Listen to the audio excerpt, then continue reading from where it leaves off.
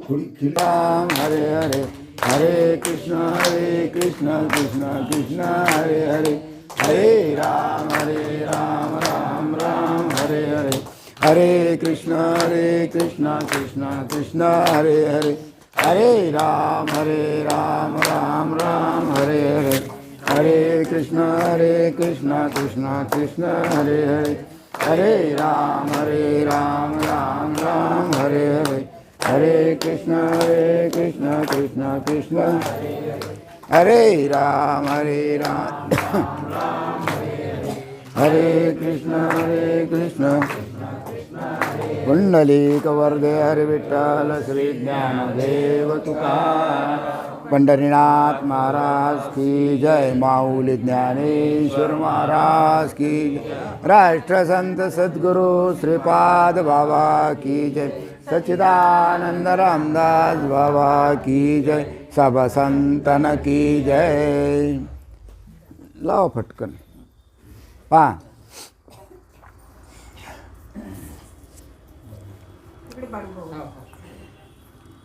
आज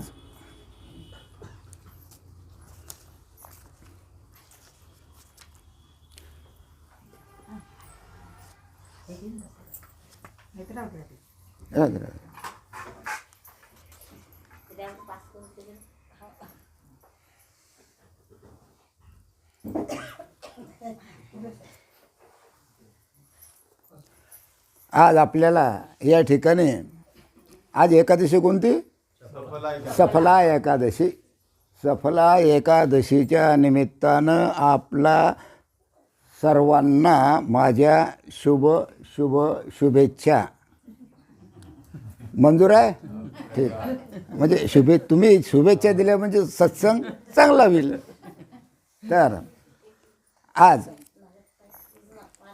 मुकुंद राजाचा स्वात्मबोध याच्यामधलं आपल्याला लिंगदेह निरसन करायचं आहे.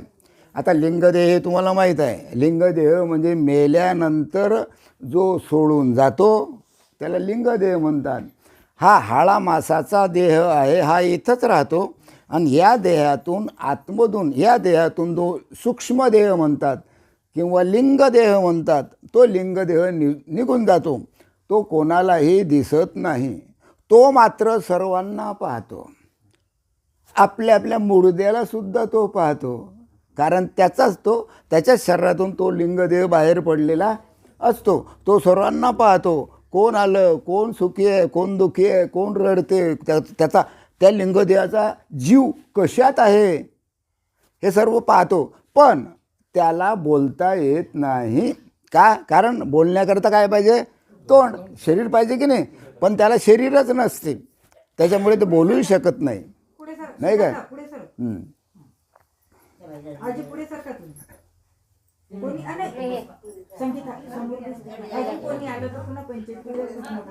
जागीच नका बसत जाऊ. सर का सुजाता सर पुढे इथं सर. बिलकुल आणखी याच्यानं ठेवा. इकडे हां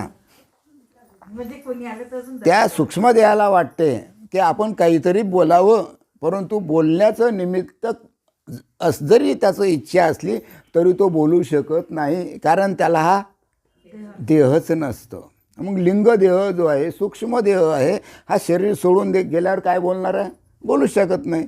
फक्त टकमक त्याला जीव रूपानं सर्व दिसते, पण तो काहीच बोलू शकत नाही. तर त्या लिंगदेहाचं आपल्याला निरसन करायचं आहे. इथं पहा, सर्वश्रेष्ठ शिष्याने गुरुच्या चरणावर मस्तक ठेवले, बरोबर आहे. आणि तो म्हणाला की आपण मला माझ्या स्थूल देहाचे माझ्या जीवाला पडलेले बंधन उत्तम प्रकारे तोडले. म्हणजे माझा जो स्थूल देह आहे, या स्थूल देहाचं तुम्ही वर्णन केलेलं आहे, विवेचन केलेलं आहे, ते मला समजलं. नाही काय? पंचमहाभूताचा देह निर्माण झालेला आहे, नाही काय? हे वगैरे हे जे आहे हा बाहेरचा देह हे मला समजलं. पण याच्या आतमध्ये जो सूक्ष्म देह आहे तो कसा नाहीसा होईल हे मला सांगा. कारण स्थूल देहाच्या जन्मोजन्मीच्या तुरुंगवासातून नाही काय सुटलो. हा जो स्थूल आहे या स्थूल देहाचं जो परिचय होता हा मला पूर्ण कळला. मी त्याचा अनुभव घेतला आणि या स्थूल देहाच्या जन्मोजन्मीच्या तुरुंगवासातून मी आता सुटलो, या या स्थूल देहातून. बरोबर आहे. माझा देह आणि दृश्य जगत साक्षीत्वाने निर्माण झाले. माझं जे शरीर आहे आणि हे जे दृश्य जगत आहे हे साक्षीत्वानं निर्माण झालं. म्हणजे ते साक्षीत्वानं मी पाहतो. आता मी आपल्या चरणसेवेच्या प्रसादाने मानवी जीवनाचे साफल्य मिळवलेले आहे. कारण स्थूल देहाचा मी अभ्यास केलेला आहे, नाही काय. कृतकृत्य झालो, कारण तुम्ही मला या जन्मामध्ये भेटले, मी कृतकृत्य झालो. बरोबर आहे.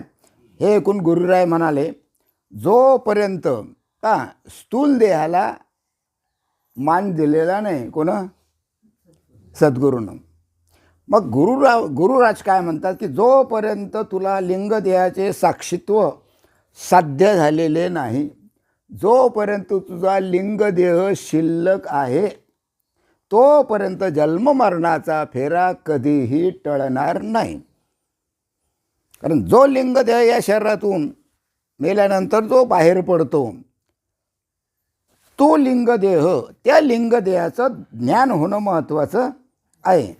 त्या लिंगदेहाचा साक्षीत्व, त्या लिंगदेहाचा साक्षी तू आत्मा आहे. आत्मा आहे तू. तू स्थूल देह नाही, तू सूक्ष्म देह नाही. तर त्या स्थूल देहाचा आणि सूक्ष्म देहाचा तू आत्मा साक्षी आहे. जोपर्यंत लिंगदेहाचं निरसन होत नाही तोपर्यंत जन्ममरणाचा फेरा कधीही टळणार नाही आणि कोणालाही चुकणार नाही. कोणी असो, कोणीही असो, लिंगदेहाचं निरसन व्हायला पाहिजे. बरोबर आहे. मग जोपर्यंत लिंगदेह म्हणजे मी अशी भूमिका असते तोपर्यंत आत्मस्वरूपाचा अनुभव येत नाही.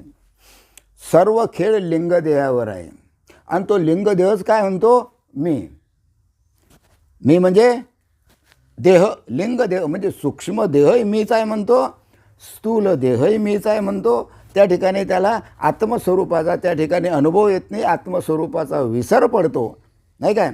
म्हणजे अनिर्वचनीय असा जो अहंकार आहे, हा अहंकार पक्का त्याचा भ्रम निर्माण होतो. अहंकारानं भ्रम निर्माण होतो. त्याचा भ्रम काय असतो की अरे बाबा मीच देह आहे. पुन्हा दुसरा भ्रम असा असतो की मीच सूक्ष्म देह आहे, याच्या व्यतिरिक्त तिसरा देह नाही.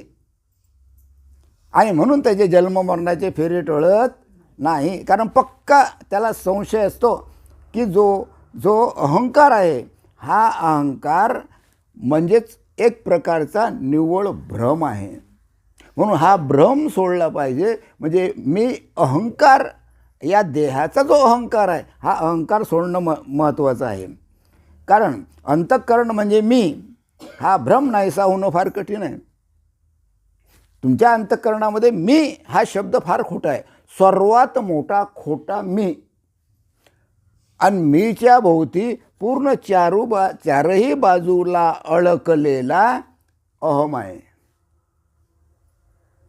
सूक्ष्मदेह असो का लिंगदेह असो, आपलं स्थूल देह असो. बरोबर आहे. कारण जीवाचा अहम हा वर्षानुवर्ष साक्षात्कार असतो. म्हणजे जीवाचा जो हा अहम आहे, जीवाच्या ठिकाणी अहम म्हणजे काय, मीपणा. प्रत्येकाच्या ठिकाणी अहमपणा आहे. तो म्हणतो जे काय करतो ते, मग हा स्थूल देह म्हणजे तो काय म्हणतो, हा स्थूल देह म्हणजे मेल्यानंतर सुद्धा तो हा सूक्ष्म देह तो काय म्हणतो, हा मीच आहे. बरोबर आहे. मग या जीवाचा ठिकाणी जो अहम असतो हा अहम वर्षानुवर्ष त्याचा साक्षीदार असतो. अहम म्हणजे मी म्हणजे अहंकार, सर्वात खतरनाक अहंकार आहे. बरोबर आहे.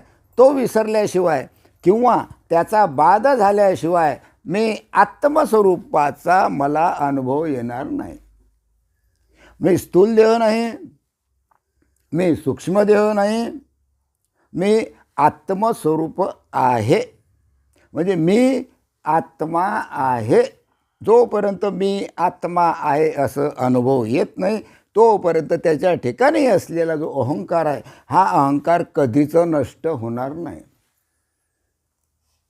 सर्वात खतरनाक वस्तू म्हणजे अहंकार. आणि हा अहंकार कोणाला नाही? सामान्य मनुष्याला, अज्ञानी मनुष्याला अहंकार तर असतोच, पण सर्वात जास्त अहंकार ज्ञानाला असतो. जो ज्ञानी आहे ना, जो विद्वान आहे ना, जो पंडित आहे ना, त्याला सर्वात जास्त अहंकार असतो. म्हणून या अहंकाराचं मुंडीच कुरतडून टाकली पाहिजे. पण तो अहंकार काही केल्या जात नाही. आहे ना, पहा ना, विद्वान आहे, पंडित आहे, नाही चांगले चांगले लोक आहेत, ज्ञानेश्वरी वाचणारे, भागवत पाठ करणारे, ओ बो बो बो बो बो बो बो बो किती आहे, साधू लोक किती आहे, संत लोक ज्याला आम्ही संत म्हणतो किती आहे. पण त्यांच्या ठिकाणी तो अहंकार सूक्ष्म रूपानं मात्र असतोच, तो जात नाही. आणि तो सर्वात घातक आहे. अज्ञानी माणसाचं काही वाटत नाही, पण ज्ञानी माणसाचा अहंकार अतिशय खतरनाक आहे. तो त्याला जन्म मरणाच्या फेऱ्यामध्ये अडकवतो. बरोबर आहे. उदाहरणार्थ, घटाने मर्यादित झालेले आकाश, घटाने मर्यादित झाले, घट म्हणजे मळकं. आता त्या मळक्याच्या आत काय आहे? आकाश आहेच. तुम्ही नाही म्हटलं तरी आकाश आहेच, आणि हो म्हटलं तरी आकाश आहेच. मग आकाश खेचात नाही, त्या मळक्यात आहे. बरोबर आहे. मग घटाने मर्यादित झालेले आकाश, घटात कोंडलेला घट जाईल. बरोबर आहे. घटाने मर्यादित झालेले आकाश घट जाईल, तिकडे जणू जाते. घट जाईल तिकडे ते आकाश जाते. जिकडे जिकडे घट जाईल तिकडे तिकडे ते आकाश आहे. इथं घट आहे म्हणजे इथं मळका आहे. आता रिकामा मळका आहे, तिच्यामध्ये आकाश आहे. मग ते आकाश आम्ही दाभाडीला लिहिलं तर त्यातलं आकाश कुठं जाईल? दाभाडीला. म्हणजे दाभाडीला जाणार नाही, ते जिथल्या तिथं आहे. संपूर्ण Mumbai, Hyderabad, Calcutta, America, England, Russia, कुठेही त्या घटाला तरी तुम्ही फिरवलं तरी घटातलं आकाश जसंच्या तसंच. बरोबर आहे. कारण मुळातच पहिले काय होतं? त्याच्यात आकाश होतं. त्याप्रमाणे लिंगदेहाने सीमित झालेला आत्मा, तो आत्मा या लिंगदेहानं सीमित होतो. आत्मा म्हणजे जो जीव आहे, हा जीवात्मा या लिंगदेहानं, म्हणजे मेल्यानंतर जो लिंगदेह बाहेर पडतो तो दिसत नाही, तर तो लिंगदेहानं सीमित झालेला आत्मा पुन्हा गर्भवासाच्या फेऱ्यात पडतो. फार मजेशीर गोष्ट आहे, हे कळून घेणं फार महत्त्वाचं आहे. लिंगदेहानं सीमित आहे, लिंगदेहानं सीमित आहे म्हणजे मर्यादित आहे तो. हां, लिंगदेहानं सीमित असलेला जो आत्मा आहे, आम्ही त्याला काय म्हणतो? 3.5 हाताच्या देहात किंवा त्या सूक्ष्म देहामध्ये तो ओळखलेला आहे. आणि तो जीवात्मा त्या लिंगदेहामध्ये अडकला असल्यामुळे जन्म मरणाचे गर्भवासाचे फेरे त्याला फिरावेच लागतात. गर्भवास त्याचा टळत नाही. याला उदाहरण दिलं, सूर्याचे पाण्यात प्रतिबिंब पडले. वर सूर्य आहे, खाली पाणी आहे, पाण्याचं डबकं. आता वरचं प्रतिबिंब तुमचं त्या पाण्यामध्ये पडलं, त्या डबक्यामध्ये पडलं, तर तरंगाच्या हालचालीबरोबर ते प्रतिबिंबसुद्धा काय होते? हलते. वर सूर्य आहे, खाली काय आहे? पाणी आहे. सूर्याचं प्रतिबिंब पाण्यात पडलं, नुसता धक्का जरी लागला, पाण्याचा खळा टाकला, तर ते प्रतिबिंब काय होते? हलते. बरोबर आहे. पण मुळात असलेलं जे बिंब आहे हे मात्र जसंच्या ते हलते काय? सूर्य हलतं काय? नाही. हलते कोण? कारण ते मर्यादित आहे. त्या डबक्यानं मर्यादित केलेलं आहे. बरोबर आहे. म्हणून आपण नुसतं धक्का जरी लावला ते प्रतिबिंब काय होते, खलखल कलकल कलकल हाते असे हे वलय निर्माण होतं त्याच्यात. हां, बरोबर आहे. प्रतिबिंबही हल्ल्यासारखे वाटते. अगदी याच पद्धतीनं आत्मा हा लिंग देहामध्ये जणू सापडल्याप्रमाणे जीवाची सुखदुःख भोगत असतो. आत्मासुद्धा लिंग देहामध्ये जणू अडकल्यासारखं, वास्तविकता अडकत नाही पण अडकल्यासारखा वाटतो. आणि तो त्यामध्ये अडकल्यामुळे सुखदुःखाचे फेरे म्हणजे जन्ममरणाचे फेरे त्याला करावे लागतात. जन्ममरण त्याचं टळत नाही. म्हणून जन्ममरण टळायचं असलं, आत्मस्वरूपाची जर ओळख व्हायची असली, जीवाचा जर उद्धार व्हायचा असला, तर मात्र या लिंग देहाला किंवा या सूक्ष्म देहाला खलास केलं पाहिजे. त्याच्याशिवाय जन्ममरणाचे फेरे टळणार नाही. उदाहरण दिलं, दुसरं दिलं पहा. तापलेल्या लोखंडाच्या गोळ्यावर त्याला आकार देण्याकरता जेव्हा घाव घालतात, एक मोठा लोखंडाचा गोळा आहे, त्याला गरम करतात, लाल चटाक होतो तो, आणि तिच्यावर घाव घालतात, तेव्हा त्या लोखंडाबरोबर अग्नीवरही घाव पडतात. घाव कशावर मारायचे? लोखंडावर. पण घाव पडतात कशावर? कोणाबरोबर? लोखंडाबरोबर. त्या अग्नीवरही घाव पडतात.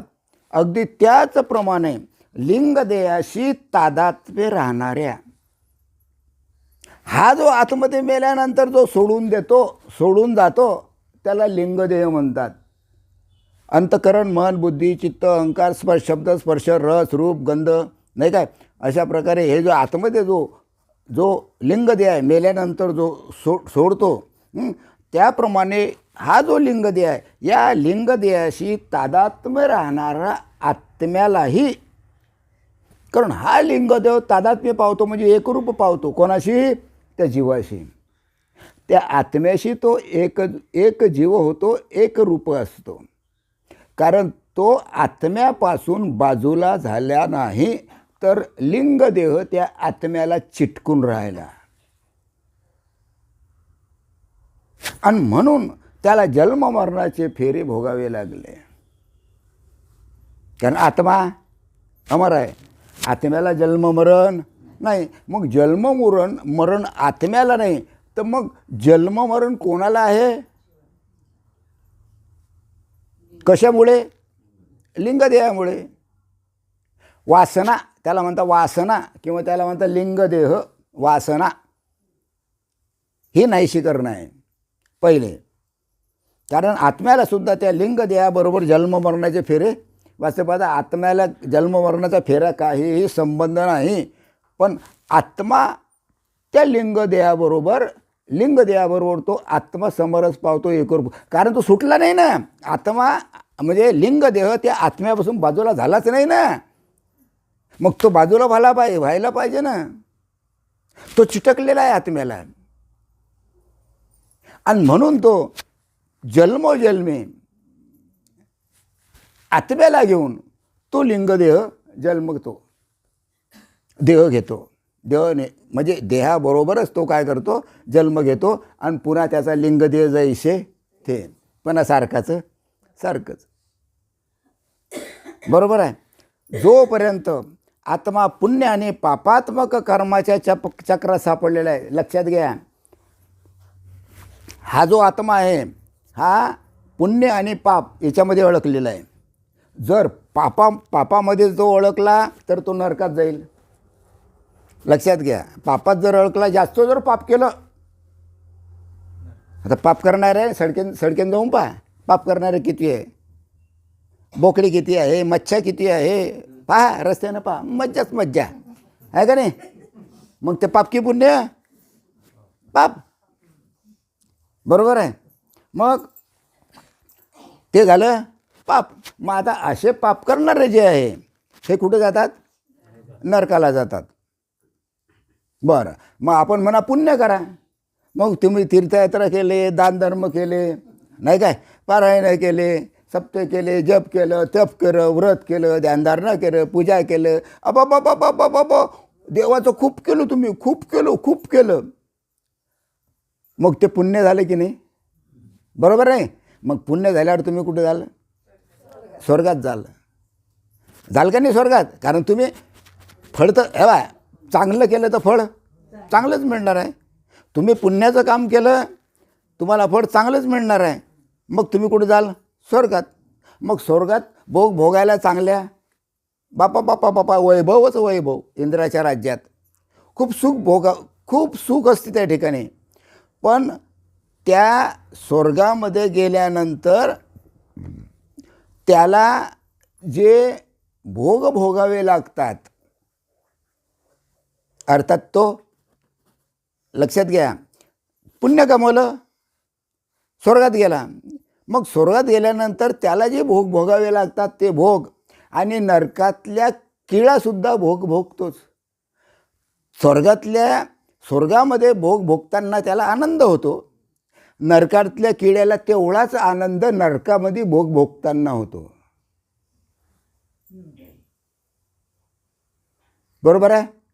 भोगामध्ये असलेला आनंद स्वर्गात गेला तरी तोच, नरकात गेला तरी तोच. मग काय फायदा केला? बोला, काही फायदा झाला काय? काहीच फायदा नाही झाला. अरे स्वर्गातल्या पुण्यकर्त्याला जो आनंद मिळतो भोग भोगताना, तो नरकातल्या खेळायलाही मिळतो ना. तो आनंद हा आनंद अलग आहे काय? एवढंच की हा नरकात असतो आणि तो स्वर्गात असतो, पण आनंद मात्र सारखाच असतो. बरोबर आहे. हां, मग जोपर्यंत आत्मा पुण्य आणि पापात्मक कर्माच्या चक्रात सापडलेला आहे आणि 84 लक्ष योनीतून फिरत आहे व लिंग शरीरातून मोकळा होत नाही, तोपर्यंत त्याला मुक्ती नाही, त्याला मोक्ष नाही. म्हणून लिंगदेह नाहीसा करायचा आपल्याला. आणि लिंगदेह कशानं नाहीसा होईल? नामाशिवाय तो नाहीसा होणार नाही. विधी पाळून निषिद्ध कर्म टाकून होणारी सर्व कर्मे कृष्णार्पण ईश्वरार्पण बुद्धीने केल्याशिवाय कर्माच्या कचाट्यातून सुटका होत नाही. विधी निषेध पाळा. आपली जे कर्म आहे ते कर्म कोणाला ईश्वर अर्पण करा? भगवंताला अर्पण करा. मग भगवंताला आपली कर्म कशी अर्पण करायची हा एक महत्त्वाचा प्रश्न आहे. आणि भगवंताला कर्म अर्पण केल्याशिवाय तिथून सुटका नाही. कारण हा लिंगदेह कसा आहे? आतमध्ये असलेला जो मेल्यानंतर सोडून जातो तो लिंगदेह, सूक्ष्मदेह कसा आहे? तर आधी सांगितल्याप्रमाणे निराश होता स्वयंप्रकाश आत्म्याचे भान होते.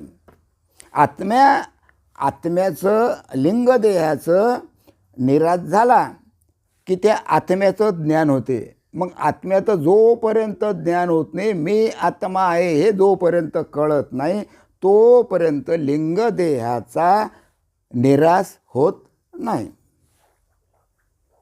आत्म्याचं भान म्हणजेच लिंगदेहाचा निराश. मग लिंगदेहाचा निराश होण्याकरता त्याला काय करायचं? आत्मस्वरूपाची प्राप्ती त्याला आवश्यक आहे. कारण लिंगदेहाचा निवाळा करून तो मी नाही, लिंगदेहाचा निवाळा करतो. काय म्हणतो? तो मी नाही, लिंगदेह मी नाही, हाडा मासाचा स्थूल देह मी नाही, याच्या आतमध्ये असलेला लिंगदेह मी नाही. बरोबर आहे. हा लिंगदेहाचा निराश. म्हणजे लिंगदेहामध्ये असलेला मी अलग आणि आत्मस्वरूपामध्ये असलेला मी आत्मा हा अलग. लिंगदेह म्हणतो मी, आत्माही म्हणतो मी. कोणाला प्राधान्य आहे इथं? कोणाला प्राधान्य आहे? आत्म्याला प्राधान्य आहे. लिंगदेहाने किती मी म्हटलं तो अहंकार आलाच, सूक्ष्मदेहाने किती म्हटलं तरी तो अहंकार आलाच. तर सूक्ष्म महाभूते आणि 25 कलाचा वासनामय देह. वा, सूक्ष्म महाभूते पृथ्वी, आप, तेज, वायू, आकाश आणि त्याचे 5-5 गुण. पृथ्वीचे 5 गुण अलग, आकाशाचे 5 गुण अलग, नाही काय.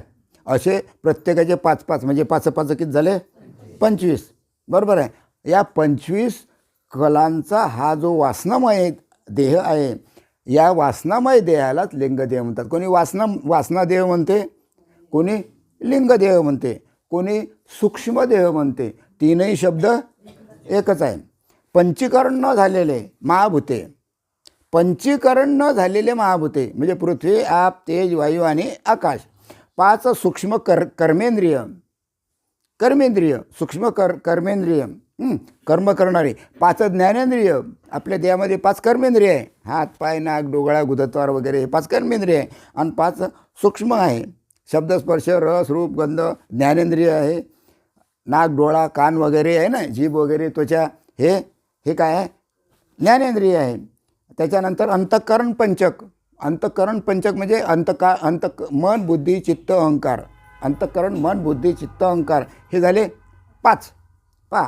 पा किती झाले 5 पंचमहाभूत. स्थूल आपलं काय म्हणता त्याले पृथ्वी, पाणी, अग्नी, वारा आणि आकाश हे झाले 5 महाभूत. लक्षात घ्या. आता 5 कर्मेंद्रिय, 5 ज्ञानेंद्रिय, 5 अंतःकरणात्मक म्हणजे त्याला म्हणतात अंतःकरण म्हणजे अंतःकरण, मन, बुद्धी, चित्त, अहंकार. आणि 5 प्राण. 5 प्राण. 5 प्राण कोणते सांगितलेले 5 प्राण? हां, प्राण, अपान, व्यान, उदान आणि समान. बरोबर आहे. हे सर्व मिळून सूक्ष्मदेह झाला, वासनादेह झाला, लिंगदेह झाला. हे सर्व गबाळ आतमध्ये आहे. हे शरीर सोडलं की सर्व गबाळ बाहेर पडते. पण कोणाला मात्र दिसत नाही, कोणालाच दिसत नाही. शरीर तो सोडतो पण कोणाला दिसत नाही. कोण पाहिलं काय? हे पंचमहाभूत पाहिलं काय? कोण पाहिलं? हां, काय आजी काहीच हे करायचं नाही. इकडे लक्ष द्या, काही बोलायचं नाही. माझं सर्वीकडे लक्ष आहे. हां, हे केवढं मोठं झालं आहे. सूक्ष्मदेह केवढा मोठा आहे. बापा करा अंदाज तुम्ही याचा. एवढा मोठा सूक्ष्मदेह हा या शरीरातून मरायच्या वेळेला शरीरातून काय पडतो, बाहेर पडतो. तो काही कोणाला दिसत नाही. आणि यालाच म्हटलेलं आहे लिंगदेह, यालाच म्हटलेलं आहे सूक्ष्मदेह, यालाच म्हटलेलं आहे वासनादेह. मग ही वासनाच आपल्याला हरिरूप करायची आहे. हरिरूप झाले जाणीव हरपले. मग हरिरूप झाले जाणीव हरपले. अरे याची जाणीवच व्हायला नको. या सूक्ष्मदेहाची जाणीव व्हायला नको, देहाची सुद्धा जाणीव व्हायला नको. त्यावेळी तो हरिरूप होतो. एवढी भगवंताच्या नामात काय आहे? शक्ती आहे, ताकद आहे. आता याचा अनुभव तुम्हाला आलेला आहे. नाम घेताना पहिलीच तुमची अवस्था अशी असते, कारण तुमच्या ठिकाणी असलेला जो लिंगदेह हा लिंगदेह शिल्लक राहत नाही. त्याचं वर्णन अमृतानुभवाच्या दुसऱ्या याच्यामध्ये मी केलेलं आहे. तुम्हाला कदाचित आठवत असेल. पहा, मग निर्विकल्प तत्वावर उभारलेले अहम हे पहिले स्फुरण, ज्याला आधी अंतःकरण म्हणजे प्रत्येकाचं अंतःकरण अलग अलग आहे. त्याला वेष्टी म्हणतात. वेष्टी म्हणजे काय? यायचं अंतःकरण अलग, यायचं अलग, यायचं अलग, यायचं अलग, यायचं अलग, यायचं. हे सर्व वेष्टी म्हणजे स्वतःच्याच व्यक्तीचं असलेलं वेष्टी. आणि समष्टी म्हणजे सर्वामध्ये असलेलं एक, त्याला समष्टी म्हणतात. मग वेष्टी चांगलं का समष्टी? वेष्टी म्हणजे मतलबी आणि समष्टी म्हणजे सर्वांना एकच पाहणारा. शहाणा. त्याला समष्टी म्हणतात. समष्टी म्हणजे सर्वांना सारखेपणाने पाहणारा. बरोबर आहे. हां, ज्याला आधी अंतःकरण म्हणजे व्यष्टी असे नाव दिले, त्याला अंतःकरण नाव दिलं. ते जर तुझे स्वरूप असेल, म्हणजे अंतःकरण जर तुझं स्वरूप असेल, तर त्याचा तुझ्या वाचून दुसरा कोण साक्षी असणार? अंतःकरणच जर तुझं स्वरूप आहे, त्याला दुसरा साक्षी कोण असणार? मग अंतःकरण, बरोबर आहे, हे आपलं स्वरूप आहे काय? तुमच्या आतमध्ये असलेलं अंतःकरण, अंतःकरण चित्त, मन, बुद्धी, चित्त, अहंकार, हे जे अंतःकरण पंचक आहे, हे साक्षी आहेत काय लिंगदेहाला किंवा या देहाला? साक्षी कोण आहे? या अंतःकरण पंचकाचा साक्षी कोण? आत्मा. करेक्ट. अरे ते अंतःकरण पंचक आहे ना, या अंतःकरण पंचकाचा जो साक्षी आहे आत्मा. कारण तो आत्मा या बाहेरच्या देहालाही ओळखतो, याच्या आतमध्ये सूक्ष्म देह त्यालाही ओळखतो, कारण देह त्यालाही ओळखतो, तीनही देहाला ओळखतो. तो साक्षीत्व करतो, बोलत नाही, काही करत नाही, साक्षीत्व करतो. पण जोपर्यंत त्याचा नाश होत नाही तोपर्यंत जन्म मरणाचे फेरी टळणार नाही. म्हणून ज्याला हे माझे अंतःकरण असे कळते, हे माझं अंतःकरण, ऐकून घ्या, हे माझं अंतःकरण, हे माझं अंतःकरण. आता हे माझं अंतःकरण म्हणणारा अलग की एक? हे माझं अंतःकरण कोण म्हणतो?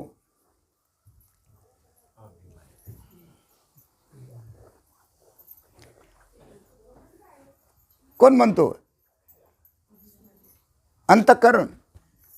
हे माझं अंतःकरण कोण म्हणतो? कारण ते अंतःकरण त्या आत्म्याहून अलग की एक? बोला, अलग आहे. आत्म्याचा आणि अंतःकरणाचा काहीही संबंध नाही.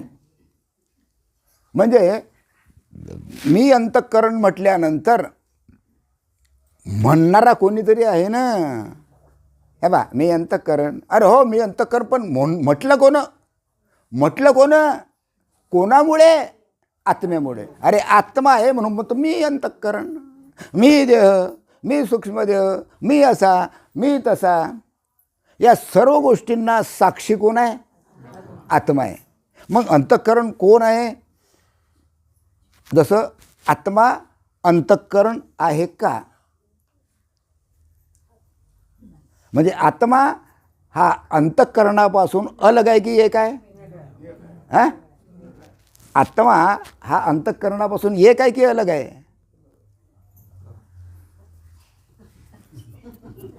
अरे एकच आहे ना, का अलग आहे? बोला. आता हे कठीण काम झालं. अरे अरे अरे आता सांगलं तुम्हाला.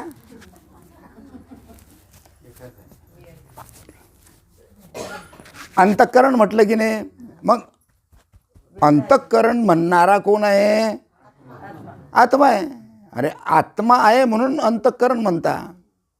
म्हणजे अंतःकरणापेक्षा आत्मा हा अलग आहे. त्या अंतःकरणाचा आणि त्या आत्म्याचा काहीही संबंध नाही. कळलं काय? हां हां, असं काय? हां, नाही तसं नाही, तसं नसते ते. तुम्ही बरोबर सांगता, काय हरकत नाही. पण फाटकं बंद असल्यामुळे ऐकू येत नाही. त्याला मी काय करू? माझी चूक आहे काय? ते बंद, पूर्ण बंद नाही, थोडे बंद आहे. बरं, मोठ्यानं म्हणत नाही. म्हणजे अंतःकरण आत्म्यापासून कसं आहे? अलग आहे, वेगळं आहे. संकल्प विकल्प करणं हे कोणाचं काम आहे? मनाचं. संकल्प विकल्प करणं मनाचं. मनामध्ये विचार घोळणं हे संकल्प विकल्प करणं मनाचं काम आहे. पण मन आपण संकल्प विकल्प करू शकत नाही. मन स्वतः संकल्प विकल्प कधीच करणार नाही.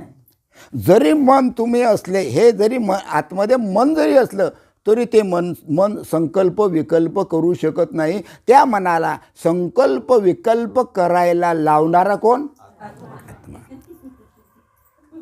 तरीसुद्धा त्या मनाचा, त्या संकल्प विकल्प करणाऱ्याचा आत्मा आणि संकल्प विकल्प म्हणजेच मन हे अलग आहे. आत्म्याचा आणि त्याचा काही संबंध नाही, काही संबंध नाही, काही घेणं नाही. संकल्प चालू आहे काय, चालतो, काही घेणं नाही. मी अलग आहे तुझ्यापेक्षा, मला काय, मी साक्षी आहे, फक्त साक्षी आहे. तू काय करतो हे मी पाहतो. तू कोणता संकल्प विकल्प करतो, तू मनात कसा आहे, काय आहे, हे मी फक्त साक्षी आहे. मी आत्मा,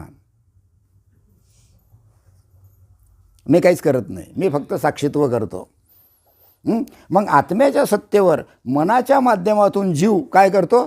संकल्प विकल्प करतो. मग मन हे आपलं स्वरूप आहे काय? संकल्प विकल्प आपलं स्वरूप आहे काय? हां, आपलं स्वरूप आहे का संकल्प विकल्प? नाही, कारण संकल्प विकल्प मन करते. मग मनाचा आणि आत्म्याचा काहीही संबंध नाही. पण आत्म्याशिवाय मन संकल्प विकल्प करू शकत नाही.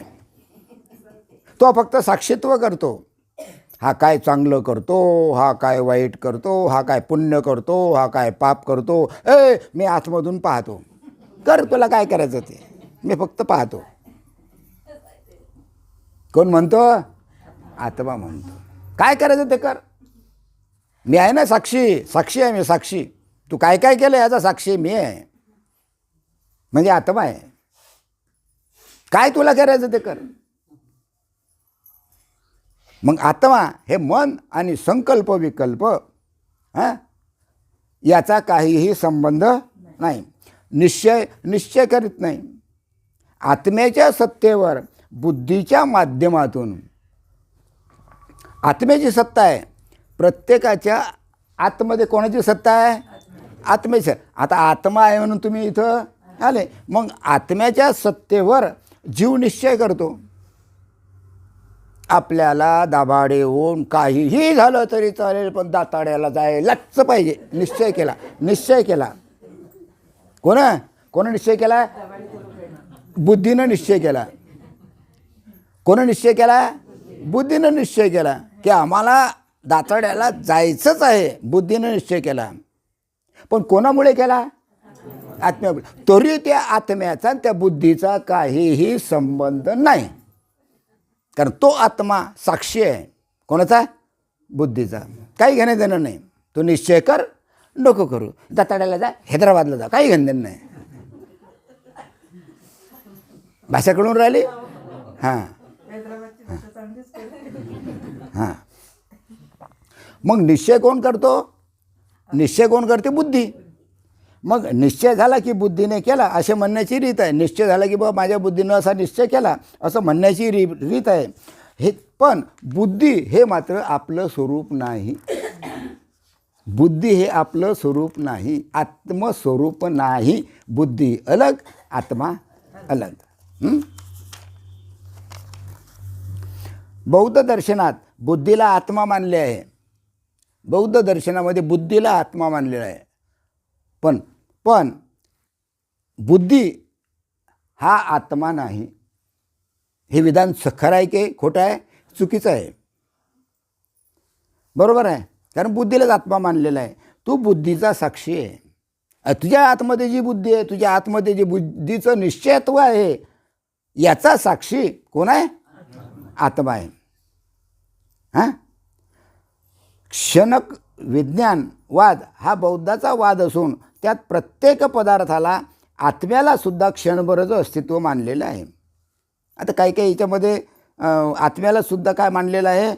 क्षणभर तो मानलेला आहे. क्षणभर तो म्हणजे आहे बा आत्मा आहे म्हणून चाललं सर्व, नाही तर नाही. पण आत्मा हा तीनही काळामध्ये जसाच्या तसाच आहे. हे काही मतवाद्यांना पटलं नाही. बरोबर आहे. मग ज्याच्या बुद्धीवर पूर्वी संस्कार उमटला आहे त्याच्या अनुसंधानात राहणे हे काम चित्ताचे आहे.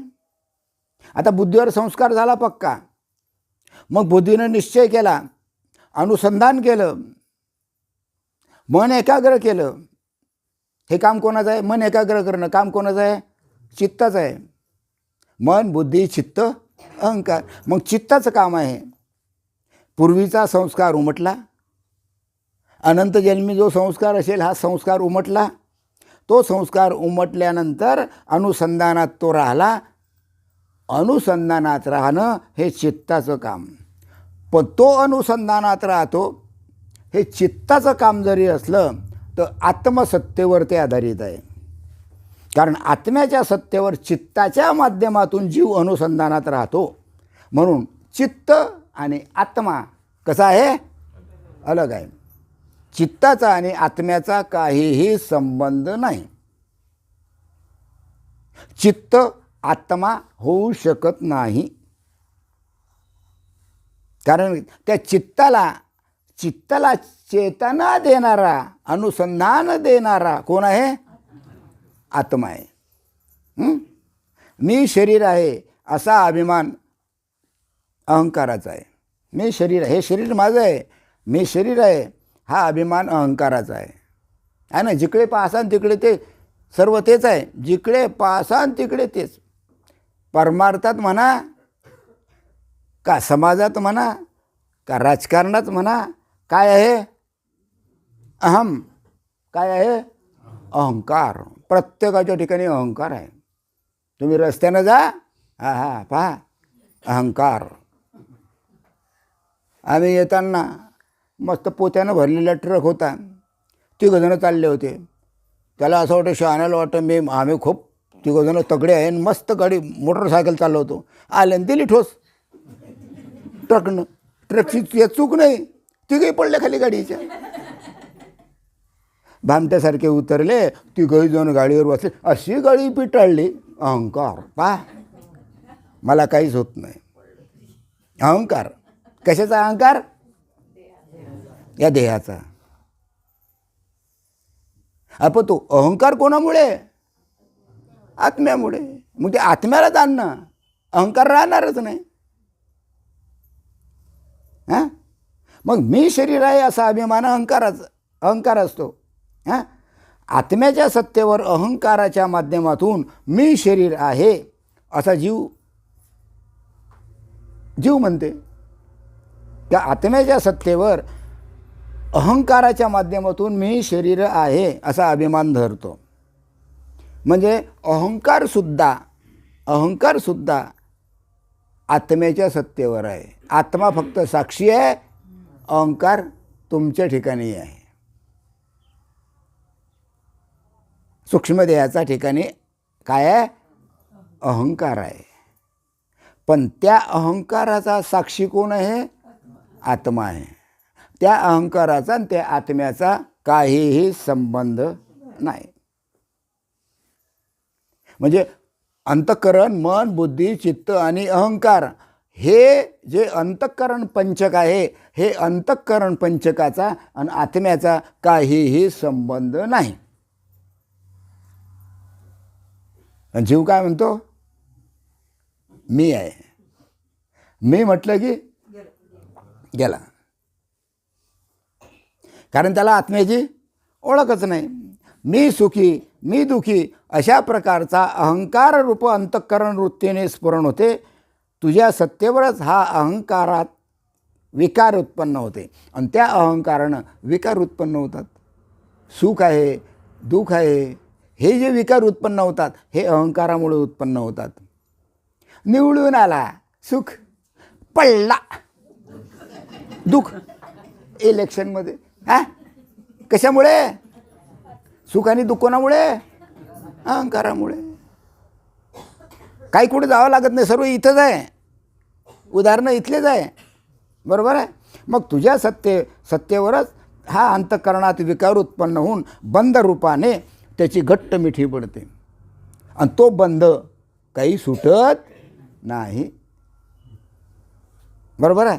मग जेव्हा अहंकार निर्माण होतो काही काळ तो टिकून राहतो.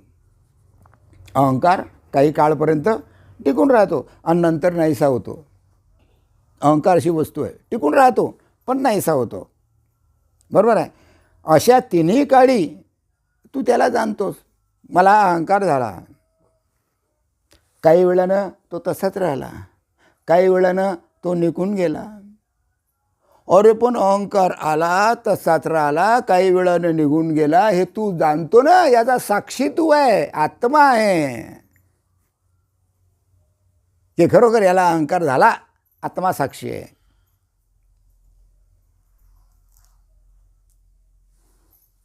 हां, तेव्हा तू त्याहून निश्चितपणे कसा आहे, वेगळा आहे. त्या अहंकारापासून आत्मा हा अलग आहे. आत्म्याचा आणि अहंकाराचा काहीही संबंध नाही. उदाहरणार्थ दिलेलं आहे पहा, फुलातील सुगंध फुलात असूनही त्यापासून गंधकणाच्या रूपाने वेगळा असतो. काय सांगितलेलं आहे, सुगंध हा फुलात असतो आहे की नाही, सुगंध फुलामध्ये असतो की नाही, पण त्या गंधकणापासून गंधकणाच्या रूपाने तो काय होतो, वेगळा होतो. गंधकणाच्या रूपानं तो वेगळा होतो. इतके बारीक बारीक सूक्ष्म कण असतात, त्याच्यापासून तो वेगळा असतो. बरोबर आहे. तसा पवित्र आत्मा अहंकारात असूनसुद्धा चैतन्य रूपानं तो वेगळा आहे. तो अहंकारात असतो, पण चैतन्य रूपानं तो तुमच्यापासून अलग आहे. काही संबंध नाही त्याचा, काही संबंध नाही. चैतन्य रूपानं तो अलगच आहे. बरोबर आहे. अहंकार हाच आत्मा असल्याने न्याय्य मतात मानलेलं आहे. मग काही काही ठिकाणी म्हटलेलं आहे, काही काही मतामध्ये म्हटलेलं आहे, काही काही शास्त्रामध्ये म्हटलेलं आहे की बा अहंकार हाच आत्मा आहे. अरे पण अहंकार आत्मा कसा काय असेल, अहंकार आत्मा कसा काय असेल. अरे अहंकार तर तो आत्म्या साक्षीत्व आहे, आत्मा साक्षी आहे. कोणाचा, अहंकाराचा. त्या अहंकारा तू जाणताय, त्या अहंकाराला तू जाणतो. कोण जाणतो, तू जाणतो. तू म्हणजे कोण, आत्मा जाणतो. म्हणून न्यायमत जे आहे हे फोल आहे, काही कामाचे नाही. अशा प्रकारे मोठ्या मोठ्या विद्वान पंडितांनी हे शास्त्र रचून अलग अलग अलग अलग मतं मांडलेले आहे. कोणी म्हणतो अहंकार मी आहे, कोणी म्हणतं चित्त मी आहे, कोणी काही पण आत्म्याची ओळख नसल्यामुळे त्यांना काहीही कळत नाही. मग जो तो आपला आपला टेंबा मिरवतोच, कोणीही असो.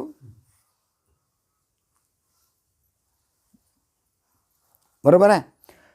पुन्हा पहा, कोणी असे म्हणेल की अहंकार आत्म्याला प्रकाशित करतो. हा जो अहंकार हा आत्म्याला प्रकाशित करतो, पण अहंकार हा आत्म्याला प्रकाशित करेलच कसा, कारण अहंकार हा जळ आहे. अहंकार हा जळ आहे, तो आत्म्याला प्रकाशित करू शकत नाही. उलट आत्माच त्या अहंकाराला काय करतो, प्रकाशित करतो, आणि म्हणून त्याला अहंकार जडतो. म्हणजे साक्षीत्व कोण आहे, अहंकाराचं साक्षीत्व कोण, आत्मा. बरोबर आहे. अहंकार आत्म्याला प्रकाशित करतो, तर दृष्ट्याचे प्रकाशन का होऊ नये. जर तुम्ही म्हटलं किंवा अहंकार आत्म्याला प्रकाशित करतो असं जर तुम्ही म्हटलं, आहे म्हणणार आहे, बसा तिथंच. हां, काय समजून घ्या. पुन्हा पहा, अहंकार आत्म्याला प्रकाशित करतो, तर द्रष्ट्याने द्रष्टाचे प्रकाशन का होऊ नये. द्रष्ट्याने द्रष्ट्याचे प्रकाशन का होऊ नये. द्रष्ट्याने द्रष्ट्याचे प्रकाशन का होऊ नये. म्हणजे दृश्य अलग, द्रष्टा अलग, दृश्य अलग, द्रष्टा अलग. बरोबर आहे. मग दृश्य आणि द्रष्टा हे एकमेकाचं प्रकाशन करू शकतात काय.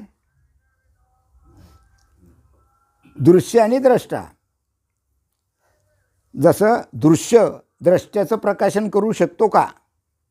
दृश्य म्हणजे काय, जे आपल्याला दिसते ते. बरोबर आहे. जळाकडून चेतनाचे प्रकाशन कधी होत नाही, कारण दृश्य म्हणजे काय, दृश्य म्हणजे जे जे डोळ्यानं दिसते ते सर्व नाशिवंत आहे. मग हे या डोळ्यानं दृश्य पाहून राहिलो आम्ही. या डोळ्यानं आम्ही काय पाहून राहिलो, दृश्य पाहून राहिलो. ते कसं आहे? नाशिवंत आहे. त्याच्या आत्माचे जो द्रष्टा आहे त्याच्यामुळे दृश्य आम्हाला दिसून राहिलं. म्हणजे जळाकडून चेतनाकडे प्रकाशन कधीच होत नाही. जड वस्तूकडून चेतनाचं प्रकाशन, चैतन्याचं प्रकाशन कसं होईल? चेतनेचं प्रकाशन करू कसं होईल? हां, जळ. हे बा, हा कागद कसा आहे? जळ आहे. जळ आहे की नाही? मग याचे चेतनत्व आहे काय? चेतनत्व आहे काय? याला बोल म्हटलं, हा बोलेल काय? याला हास म्हटलं, हसेल काय? नाही नाही, तुमच्याकडे पाहून हसेल. जळ आहे ना. मग हाच याचंच प्रकाशन कसं करेल? मग याचं प्रकाशन करायचं असेल की हा कागद आहे डागामार्ट, हा कागद आहे, याचं हे जे प्रकाशन आहे हे कोण केलं? द्रष्ट्यानं केलं, आत्म्यानं केलं. कारण हे तर जड आहे, आत्म्यानं प्रकाशन केलं. आत्म्यामुळे आम्हालाही, म्हणजे आत्म्यामुळे प्रत्येक जड वस्तू चेतनात्मक म्हणून आम्हाला ते दिसते. पण ते चेतनत्व नाही, आत्मा चेतनत्व आहे. बरोबर आहे. म्हणून जळाकडून चेतनाचे प्रकाशन कधीच होत नाही. बरोबर आहे. अशा रीतीने अंतःकरण पंचकद्रष्टा, अंतःकरण, मन, बुद्धी, चित्त आणि अहंकार हा नेहमी साक्षी रूपाने असतो. हां, तो साक्षी आत्मा हेच तुझे स्वरूप आहे. मग या सर्वांचा साक्षी आहे आत्मा, आणि तो आत्माचं तुझं स्वरूप आहे. त्याचा तू नेटाने बळ लावून अनुभव घे. आता या ठिकाणी प्रश्न आला नामस्मरणाचा. अनुभव कधी येईल? नामस्मरणाशिवाय अनुभव येणार नाही. मी आत्मा आहे. प्राण असले तर शरीर जिवंत राहते. प्राण, अपान, व्यान, उदान, समान. प्राण असले तर शरीर जिवंत राहते. हां, ते गेले की शरीर मरते. अरे ह्याच्यातला प्राण निघून गेला की शरीर मेलं. बरोबर आहे. म्हणून अविद्येने मोहित मूढ लोकांना, जे अविद्येने मोहित असतात, असे जे मूढ लोक असतात, मूर्ख लोक असतात, तो प्राण हाच आत्मा आहे असं वाटतं ते. पण प्राण आत्मा नाही. त्या आत्म्यापेक्षा तो प्राण अपान, व्यान, उदान, समान हे जे आहे ना प्राणपंचक, हे आत्म्यापेक्षा अलग आहे. आत्म्याचा आणि या प्राणाचा काहीही संबंध नाही.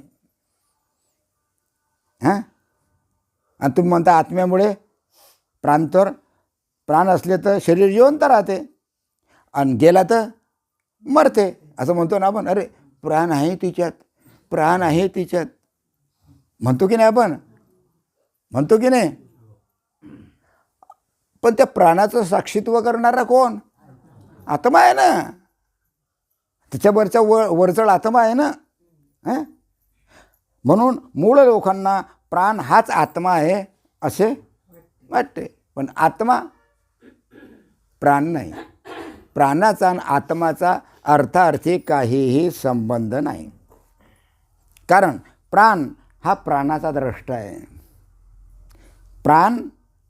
आत्मा हा प्राणाचा द्रष्टा आहे. प्राणाचा द्रष्टा कोण? आत्मा. आत्म्यामुळे प्राण आहे आणि प्राणामुळे आपण जिवंत आहोत. म्हणजे मूळ काय झालं इथं? आत्मा. अरे आत्माच नाही, प्राण राहील काय? आत्मा गेला तर प्राण राहणारच नाही. आत्मा प्राणाचा द्रष्टा आहे. तो प्राणाचा आत्मा असल्यामुळे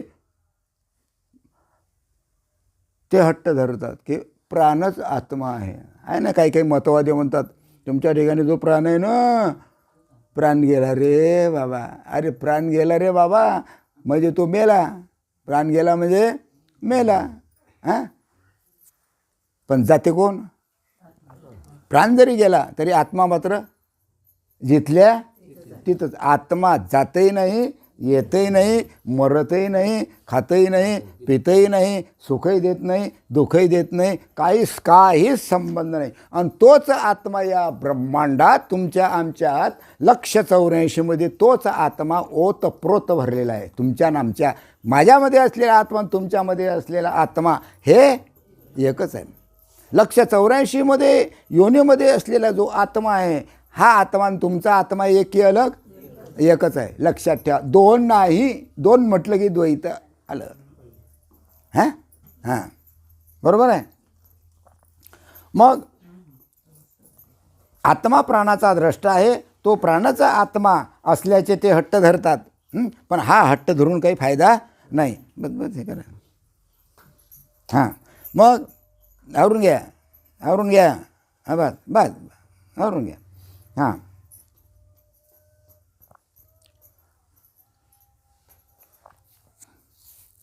पहा किती किती सूक्ष्म आहे विचार, किती सूक्ष्म विचार आहे. पहा, ते काय म्हणतात की प्राणच आत्मा असल्याचं ते हट्ट धरतात. बसा तिथंच. पुढे सरका थोडं, पुढे बसा तिथं. तिथं बा, तिकडे नका जाऊ. बसा तिथंच. तिथं बसा तिथं. बसा, धर का पुढे. हां, मग प्राणच आत्मा असल्याचे ते हट्ट धरतात. पण श्रेष्ठ योग्याला हे साक्षीत्व साध्य झालेले असल्यामुळे, जे खरोखर आत्मज्ञानी आहे, आत्मसाक्षात्कारी आहे, त्यांना समजते की बाबा प्राण आणि आत्मा हा अलग आहे. कारण त्यांनाही साध्य झालेलं असते. त्याच्यामुळे या आग्रही मताचे मोठे आश्चर्य वाटते. शिवाय तर्काने प्राण आत्मा नाही. बरं, तर्क केला की बा प्राण आणि आत्मा एकच आहे. तर्क केला, प्राण आणि आत्मा एकच आहे. करा तुम्ही तर्क, म्हणजे तुमच्या ठिकाणी. उदाहरणार्थ, प्राणचं आत्मा असेल, ऐकून घ्या, महत्त्वाचा विषय आहे बरं. प्राणचं जर आत्मा असेल तर गाढ झोपेत त्या प्राण्याचे ज्ञान कुठे जाते? तुम्ही म्हणता प्राण आत्मा आहे, प्राण आत्मा आहे. असं जर समजा प्राण आत्मा अलग आहे. पण जसं एखाद्यानं म्हटलं, हुशार काही असतं ना, विद्वान पंडित असतात ना, ते का म्हणतं बा हां, याचा प्राण मेला, त्याचा आत्म्यावर भरोसाच नसतो. पण यदाकदा त्यानं म्हटलं किंवा गाढ झोपेत त्या प्राण्याचे ज्ञान कोठे जाते? त्याला गाढ झोप लागले, म्हणजे स्वप्नही नाही, जागृती नाही, गाढ झोप लागले, तर मग त्या प्राणाचं ज्ञान कुठे जाते? मग गाढ जरी झोप लागली तरी सुद्धा त्याला त्या प्राणाचं ज्ञान व्हायला पाहिजे. होते काय? ते होते काय? नाही होत. उदाहरण दिलं, चोरांनी कपडे व दागिने चोरून नेले, चोरांनी कपडे दागिने चोरून नेले, तर ते त्याला का कळत नाही? चोरांना दागिने नेले, कपडे नेले, मग त्या प्राणाला ते का कळत नाही? प्राणाला कळायला पाहिजे ना, मग का कळत नाही? प्राणाला का कळत नाही? कारण तो गाढ सुसुप्तीत असतो. आणि हा आत्मा कसा साक्षी असतो. तो काहीच बोलत नाही. तुम्ही काही करा, काही गंधन नाही, काहीही करा, मी साक्षी आहे. तू काय करतो, मी साक्षी आहे. कोणीच पाहत नसलं तरी मीच मला पाहतो. लक्षात घ्या. त्याला सांगावं वाटत नाही. मग जागृती आणि स्वप्न या अवस्थात प्राण जाणत आहे. म्हणजे जागृती आणि स्वप्न हे जी अवस्था आहे, या अवस्थात जो प्राण आहे हा कसा आहे? जाणत आहे असे वाटते लोकांना. वास्तवात त्याचा संबंध नाही. सुसुप्तीसह तीनही अवस्था, जागृती, स्वप्ने आणि सुसुप्ती, या तीनही अवस्थेत त्याचे जाणतेपणा का टिकत नाही? जाणतेपणा टिकायला पाहिजे ना. मग जाणतेपणा का टिकत नाही? कारण जे त्रिकाला बाधित नसते ते सत्य नसतेच. त्रिकालबाधित जे नसते ते सत्य नसतेच. प्राण त्रिकालाला जाणत नाही. प्रत्येकाचा प्राण अलग आहे. प्राण हा त्रिकालाला जाणत नाही आणि म्हणून तो सत्य नाही. आत्मा त्रिकाल बाधित आहे, आत्मा त्रिकालाला जाणतो म्हणून तो सत्य आहे. म्हणून त्या प्राणाचा आणि आत्म्याचा संबंध नाही, म्हणून साक्षीत्व आहे आत्म्याचं. प्राणाशी त्याचा काही संबंध नाही, बरोबर आहे. कारण प्राण हा त्रिकालाला जाणतच नाही. भूत भविष्य वर्तमान काळ प्राण जाणत नाही, म्हणून तो सत्य म्हणता येत नाही, म्हणून तो सत्य नाही. आणि जे सत्य नाही ते ब्रह्मच नाही, फक्त ब्रह्मच सत्य आहे, फक्त ब्रह्मच सत्य आहे. या ब्रह्मांडात फक्त ब्रह्मच सत्य आहे, बाकी सर्व असत्य आहे, खोटं आहे. आणि ते ब्रह्म म्हणजे तुमच्या आतमध्ये असलेला आत्मा. देहात आहे म्हणून त्याला आत्मा म्हणतात. देह सोडून गेला म्हणजे त्याला ब्रह्म म्हणतात, कारण या ब्रह्मस्वरूपाशी तो एकरूप होतो. तेवढं फक्त ब्रह्मसत्य आहे. जगात काहीच सत्य नाही हो. हां, म्हणतात बा सत्य आहे, सत्य आहे, सत्य आहे. काय सत्य आहे? फोत्र. काहीच सत्य नाही, काहीच सत्य नाही. सत्य फक्त एक ब्रह्म आहे. हां,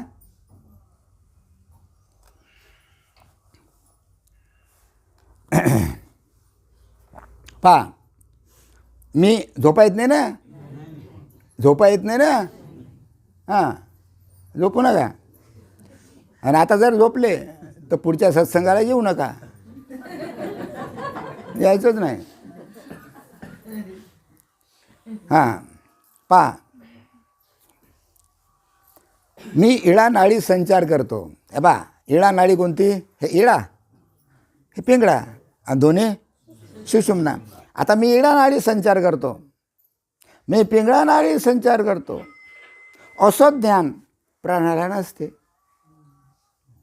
असं ज्ञान प्राणाला नसते. हे ज्ञान प्राणाला होत नाही. मी इळा नाडीमध्ये संचार करतो, मी या पिंगळा नाडीत संचार करतो, मी सुषुम्ना नाडीत संचार करतो, हे जे ज्ञान आहे हे प्राणाला नाही. प्राणाला हे ज्ञान होत नाही, कारण प्राण हा अचेतन आहे, जळ आहे, याच्यासारखा जळ आहे. काय? प्राण जळ आहे. आणि त्या प्राणाला चेतवणारा आत्मा आहे.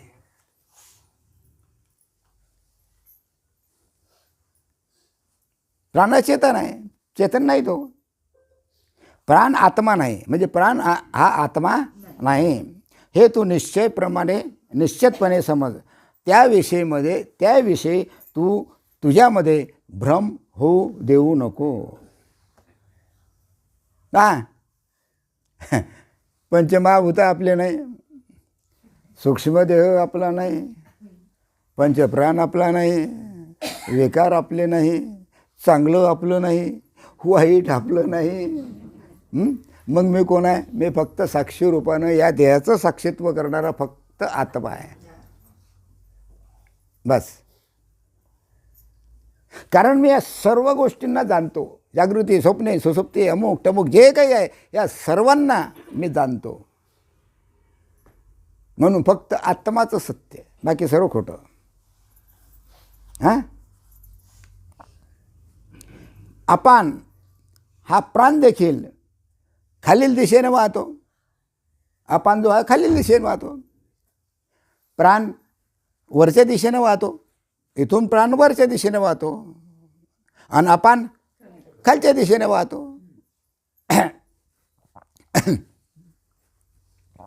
अपान समजलं? हां हां हां, सांगेल आहे तुम्हाला. हां हां, नाही सांगत. हां, प्राण हा कुठं वाहतो? वरच्या दिशेनं. अपान खालच्या दिशेनं. अपान हा प्राण नेहमी खालील दिशेने वाहतो. आता उदान हा प्राण सतत कंठप्रदेशात राहतो. प्राण, अपान, व्यान, उदान, समान हे प्राणाचे प्रकार आहे. तो कोणता प्राण कुठं कुठं आहे हे सांगितलेलं आहे. प्राण, अपान, व्यान, उदान आणि समान हे पंचप्राण आहे की नाही. मग हे पंचप्राण कुठं कुठं आहे? अपान हमेशा खाली वाहतो, बरोबर आहे, खालच्या दिशेनं. उदान हा हमेशाकरता कंठामध्ये राहतो, बरोबर आहे. आणि समान हा बिंबीच्या ठिकाणी राहतो आणि इथून तो समानत्व करतो, बरोबर आहे. आणि तेथून सर्व सांध्यामध्ये तो समान पसरतो. आता व्यान हा जो वायू आहे हा संपूर्ण शरीराला व्यापून आहे.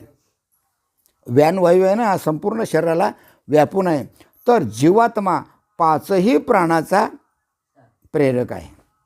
जो जीवात्मा आहे, जो आत्मा आहे, हा पाचही प्राणांचा प्रेरक आहे. त्या आत्म्याच्याच सत्तेनं पंचप्राण चालतात, बरोबर आहे. म्हणून एक तूच तीनही अवस्थात पाचही प्राणांचा साक्षी आहे. तीनही जागृती, स्वप्ने, सुसुप्ती, तीनही अवस्थात तू प्राणाचा कोण आहे? साक्षी आहे. मग साक्षी कोण आहे? आत्मा आहे. माझे प्राण, ऐकून घ्या, माझे प्राण असे जे ज्ञात्या जीवाला प्राणाचे ज्ञान होते. पुन्हा शब्द कठीण आहे. माझे प्राण हे ज्या ज्ञात्या जीवाला, जाणणाऱ्या जीवाला प्राणाचं ज्ञान होते, त्यालाच प्राणाचे प्रकाशन म्हणतात. त्या ज्ञानाला प्राणाचं प्रकाशन म्हणतात. मग या प्राणाचं प्रकाशन करणारा कोण? आलं पुन्हा तिथंच, कोण? आत्मा, बरोबर आहे. प्रकाश म्हणजेच ज्ञान. प्रकाशाचा अर्थ काय आहे? ज्ञान. तू म्हणून आता हे सर्व काय सुरू आहे? सूक्ष्म देहाचं विवरण आहे बरं हे, या स्थूल देहाचं नाही. आतमध्ये मेल्यानंतर जो सोडून जातो त्या सूक्ष्म देहाचं हे आजचा विषय आहे. तुमच्या आत काय काय आहे, कसं कसं आहे, आत्म्याचा त्याच्याशी काहीही संबंध नाही, त्याचं विवरण आहे. म्हणून तू पाचही प्राणांना जाणता आहेस. प्राण, अपान, व्यान, उदान, समान या पाचही प्राणांना तू जाणतो म्हणजे ओळखतो. म्हणून तू पंचप्राण नाही. पंचप्राणाचा आणि तुझा काहीच संबंध नाही. अरे बाबा, हे सांगणं बस झालं, पुष्कळ बडबड झाली, सांगणं बस झालं, बरोबर आहे. एवढंच नाही तर ही जी इंद्रिय आहे, ही इंद्रियसुद्धा तू नाही. प्रत्येकाचं विवरण चालू आहे, प्रत्येकाचं विवरण सुरू आहे. इंद्रियसुद्धा तू नाही, इंद्रियसुद्धा आत्मा नाही. आत्मा आणि इंद्रिय अलग आहे. आता शब्दाचा वेध घेणाऱ्या अंतःकरण वृत्तीलाच करणेंद्रिय म्हणावे. आता शब्दाचा वेध घेणारं जे अंतःकरण वृत्ती आहे, या अंतःकरण वृत्तीला काय म्हणतात? कर्मेंद्रिय, म्हणजे सूक्ष्म इंद्रिय, कर्णेंद्रिय. ऐकू येणे. हां, हे समजायला तुला वेळ लागणार नाही. जे तुला समजते ते तू कसे? शब्दाचा वेध घेणारा. आपा मी बोलल्यानंतर तुम्ही शब्दाचा वेध दिला, तुमच्या अंतःकरणामध्ये ते शब्द ठसले. मी बोलून राहिलो, तुमच्या अंतःकरणामध्ये ते शब्द ठसले, बरोबर आहे. हां, मग हे समजायला तुम्हाला काही वेळ लागणार नाही. मी बोलून राहिलो, तुम्ही ऐकून राहिले, तुम्हाला समजून राहिलं. हां, पण जे तुला समजते ते तू कसे? जे तुला समजते ते तू कसं? कारण तू त्याच्या पलीकडे त्याच्यामुळे तुला हे समजते. भाषा जरा कठीण आहे हां, कारण हा सूक्ष्मदेह आहे, वासनादेह आहे. मेल्यावर कसा सोडून जातो हे पाहायचं आपल्याला. आपले मरण पाहिले म्या डोळा, आणि तो झाला सोहळा अनुपम्य. हां, मुर्दा पडेलच तो निघून जातो, तिथंच बसतो 12-13 दिवस. का तिथंच बसतो तो? कधी घरात जातो, इकडे तिकडे पाहतो. लोक रडतात काय, येतात काय, म्हणतात काय, चाललं पाहून राहिला तो, गंमत पाहून राहिला तो. काय असतो तो? वासना देह. तो त्या ब्रह्मस्वरूपाची, आत्मस्वरूपाची एक होत नाही, कारण त्याला आत्मस्वरूपाचा अनुभवच नाही. म्हणून तो तिथं भटकतो आणि तीच वासना घेऊन तू पुढे जन्म घेतो. त्याला जन्माला यावं लागते. पुन्हा सुप्त रूपानं वासना जन्माला घेतल्यानंतर सुप्त रूपानं तो तसाच असतो. मग जसा जसा मोठा होतो, जसा जसा मोठा होतो तसे तसे त्या वासना त्याच्या वाढतच जातात. मग ह्या वासना नाहीशा कशा व्हाव्या म्हणून म्हटलं वासनेच्या संगे जन्म घ्यावा लागे. पण प्रश्न असा आहे, पुढचं काही समजत नाही. तिची झाली अंगे किती मजेशीर आहे हरिपाठ. ते हरिरूप व्हायला पाहिजे. तुमच्या ठिकाणी असणारी जी वासना आहे, ही वासना सूक्ष्मदेह हा हरिरूप झाला पाहिजे, तरच तुम्हाला त्याच्यामधून सुटका आहे. नाही तर सुटका नाही. सुटका नाही. एक जन्मने कोट्यावधी जन्म घेतले तरी तुमची सुटका नाही. काहीही करा, हां जमणारच नाही, सुटकाच नाही. त्याच्याकरता खड्ग तुमच्या हातात आहे. त्या खडग्यानं काय करा, वार करा, तोडून टाका. तुमच्या हातात दिलेलं आहे. काय झाले म्हणजे चला आपलं हे रे माझ्या मागल्या संसारा, हे रे माझ्या मागल्या संसारा सुरू. अरे अरे अरे किती कठीण काम आहे रे बाबा, कठीण काम आहे.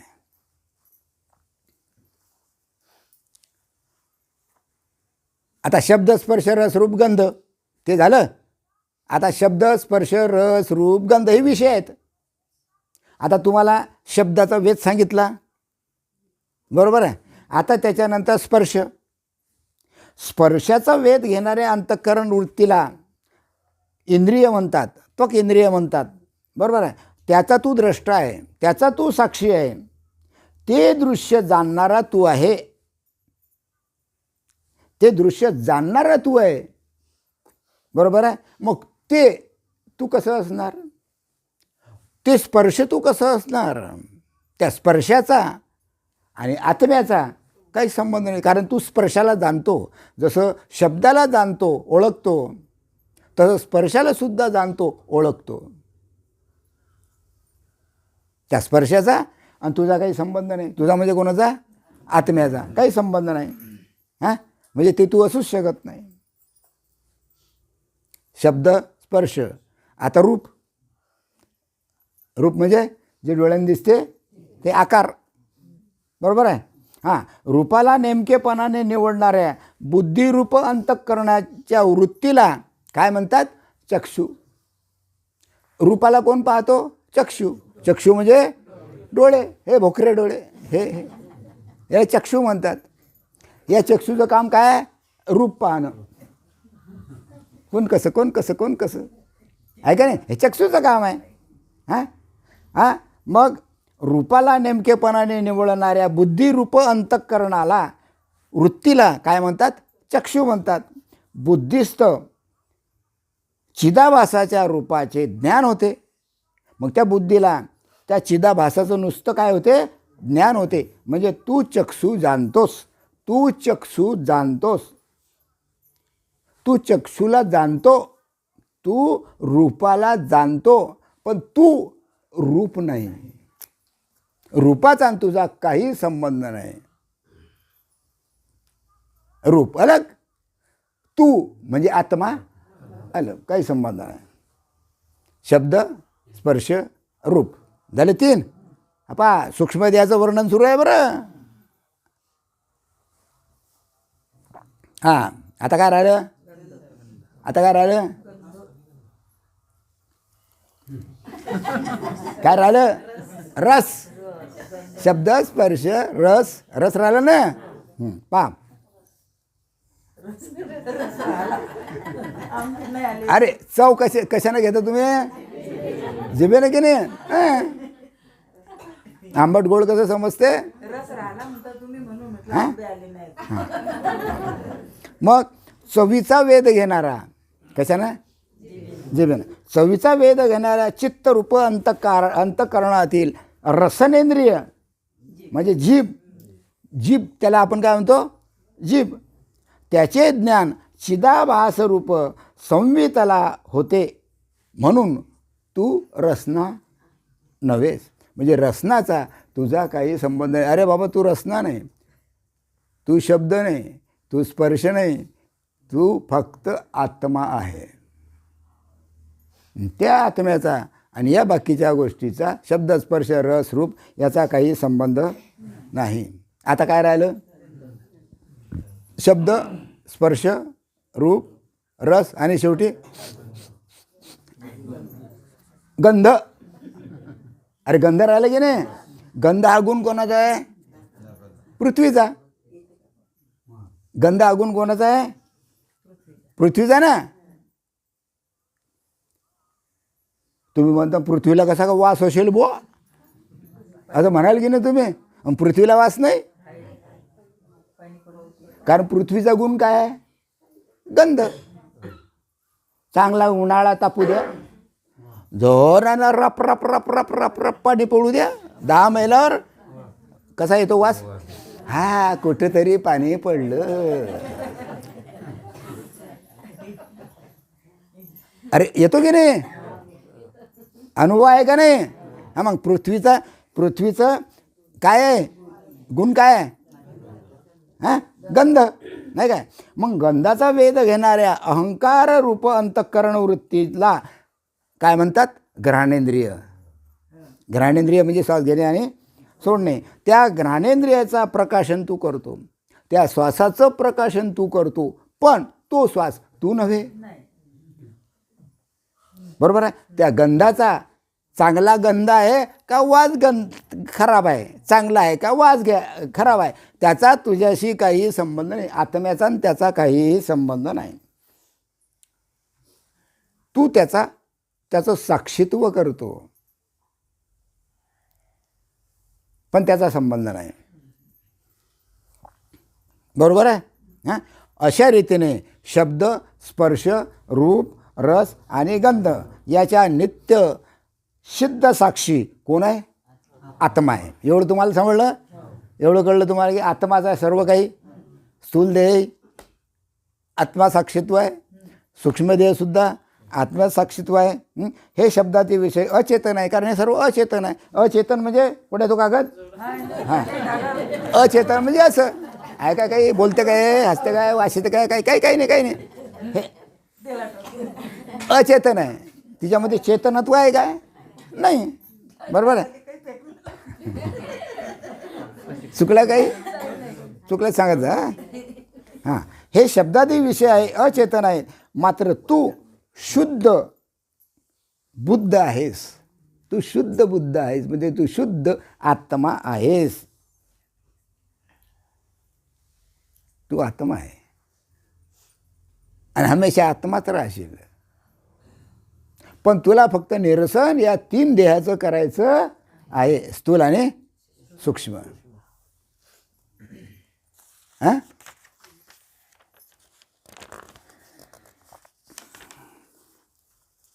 पहा,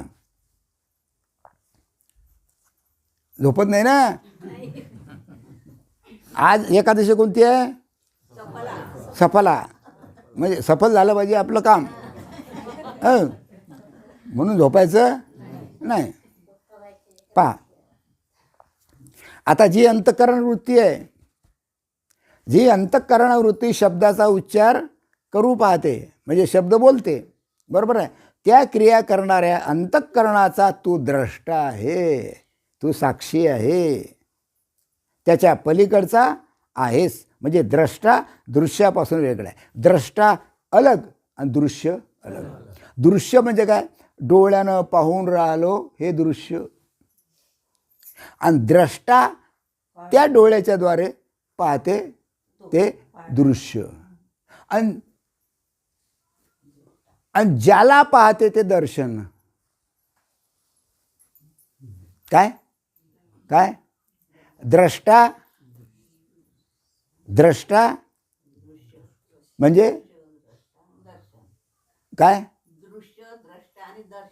दृश्य द्रष्टा आणि दर्शन. दृश्य म्हणजे काय? दृश्य कशाने दिसते आपल्याला? डोळ्यानं दिसते. म्हणजे डोळ्यानं आता मी पाहून राहिलो हे दृश्य आहे, बरोबर आहे? आता दर्शन म्हणजे काय? प्रत्यक्षात दर्शन होऊन राहिलं, म्हणजे मला प्रत्यक्षात दिसून राहिलं, पण याचा साक्षी कोण आहे? द्रष्टा. द्रष्टा म्हणजे आत्मा. हां, पहा.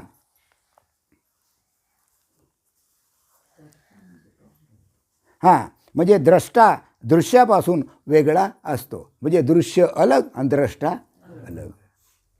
दृश्य पाहण्याचं अलग आणि आत्मा अलग. बरोबर आहे. ती वाणी मुखात राहून बाराखडीच्या साह्याने उच्चार करते. बरोबर आहे. ते तुला जाणतेस. तुम्ही बाराखडीच्या वाणीना उच्चार करतो म्हणजे बाराखडी म्हणता क ख ग ग अमुक टमुक. मग ती वाणी तू कसं काय असशील? त्या वाणीचा त्या शब्दाचा तुझा काही संबंध नाही. पण बाराखडी शिकणंच पडते पहिल्या वेळेस गेल्यावर. पण त्याचा तुझा काही संबंध नाही. हे कधी कळते? आता कळते. पहिल्यांदा म्हणावंच लागते कळलं हे चाक आहे का नाही. हां, डब्याचा कारण त्याच्याशिवाय बुद्धीचा विकास होत नाही. हां, मग आता जी मी वाणी बोलतो ही कोणती वाणी आहे? वैखरी. वैखरी म्हणजे कुठून बोलले जाते? तोंडातून, जिभेनं. ही वैखरी वाणी. वैखरी वाणीचा स्थूल स्पष्ट होणारा उच्चार. आता मी जे बोलून राहिलो ही वैखरी वाणी आहे आणि तुमच्या कानाला ते ऐकून राहिलं. मग उगम मध्यम वाणीत अस्पष्टरित्या होतो. आता या वैखरी वाणीचा उगम या मध्यमा वाणीत अस्पष्ट होतो. आता मी तुमच्यासमोर बोलून राहिलो ही वैखरी वाणी. बरोबर आहे. आणि हिचा उगम कशात आहे? मध्यमेत.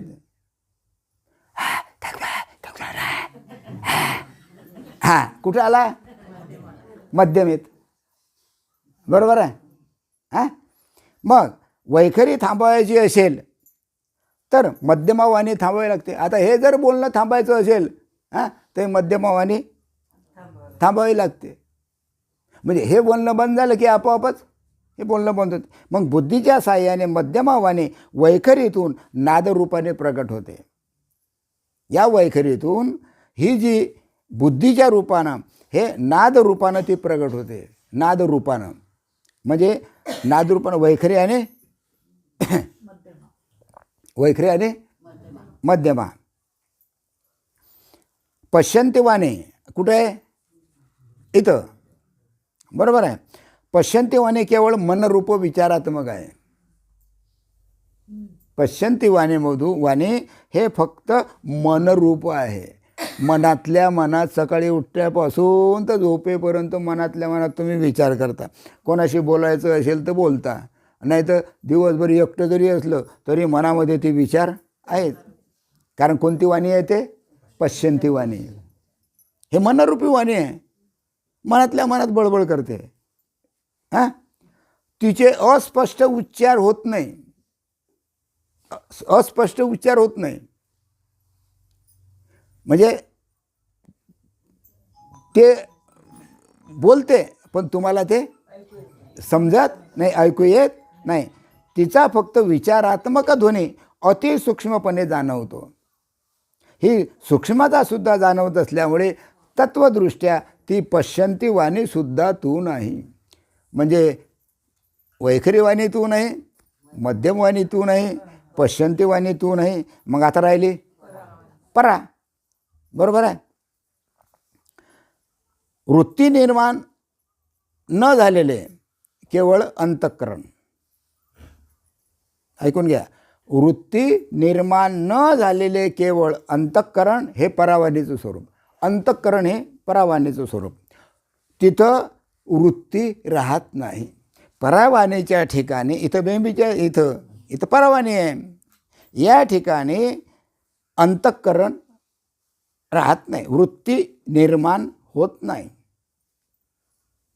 परावाणीच्या ठिकाणी वृत्ती निर्माण होत नाही. बरोबर आहे. ते जणू जीवाचं प्रथम स्मरण आहे. जीवाचं ते प्रथम स्फुरण आहे. म्हणजे आता मी जे शब्द बोलून राहिलो हे बा बेंबीच्या देठाजवळून येऊन राहिले. तिथून कुठं आले? पश्यंतीमध्ये आले. तिथून मध्यमेत आले आणि तिथून तोंडातून आले, बोलून राहिले आणि तुम्ही ऐकून राहिले. हे जे स्फुरण आहे इथून आहे. आम्ही म्हणतो नुसतं तोंडानंच बोलून राहिला आहे का नाही, पण खरं खरं बोलते मनुष्य कुठून? परावाणीतून. हां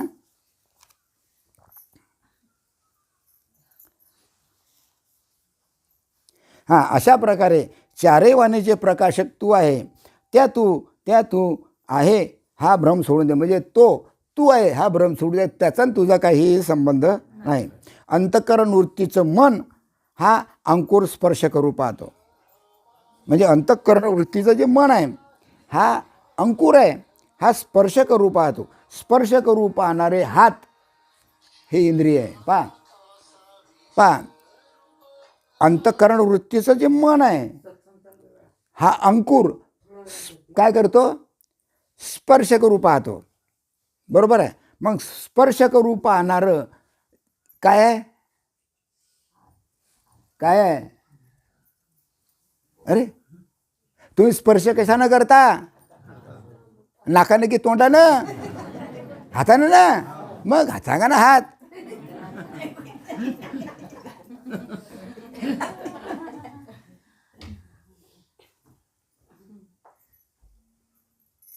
कठीण आहे बुवा. स्पर्श करून पाहणारे काय सापडून राहिली तू? जाऊ दे. मग ते हात इंद्रिय जे आहे हात हे तू नाहीस. या हातापेक्षा तू आत्मा कसा आहे? अलग आहे. म्हणजे ते तुझ्यापेक्षा कसे आहे? म्हणजे थोडक्यात सांगायचं म्हणजे आता जेवढं सांगितलेलं आहे हे सर्व याचा आत्म्याचा काहीही संबंध नाही. आणि जग सर्व त्याच्याशी जोडून राहिलं. जग जोडून राहिलं ना. एवढंच नाही, हे जे मोठे मोठे विद्वान पंडित ज्ञानी अमुक टमुक करणं हे एवढे सर्व आहे ना, हे त्याच्याशी जोडून राहिले संबंध. त्याच्याबद्दल आत्म्याचा त्याचा काही संबंध नाही, कारण आत्म्याची ओळखच नाही. म्हणून तुम्ही सर्वजण कसे आहात सांगत नाही. अरे कसे आहात? अरे म्हणा ना भाग्यवान आहात. अरे म्हटलं भाग्यवान. फाटकं बंद आहे. हां काय हरकत नाही. तुम्ही नुसते हसता. म्हटलं भाग्यवान. म्हटलं काय? वा थँक्यू. म्हटल्यावर नाही म्हणतो.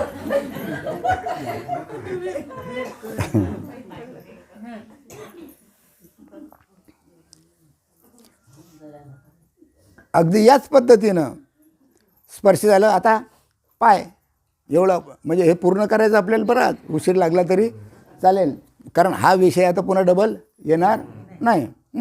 अंतःकरण वृत्तीची बुद्धी हे एक वाट रूपाच्या दिशेने जाण्याकरता काय प्रवृत्त होतात? पाय प्रवृत्त होतात. अपेक्षित किंवा अनुकूल वस्तू दिसतात ती मिळाली पाहिजे म्हणून इकडच्या तिकडे कोण चालतंय? पाय. अरे या पायाचा तू द्रष्टा आहे, या पायाचा तू साक्षी आहे.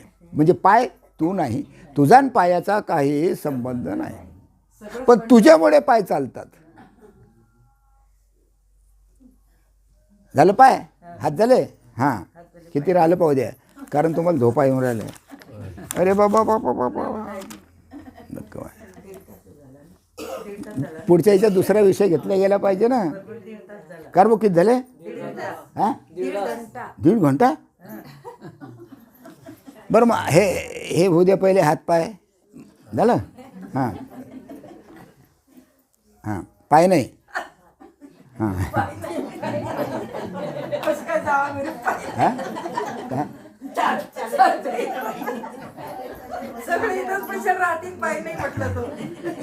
बरं पहा.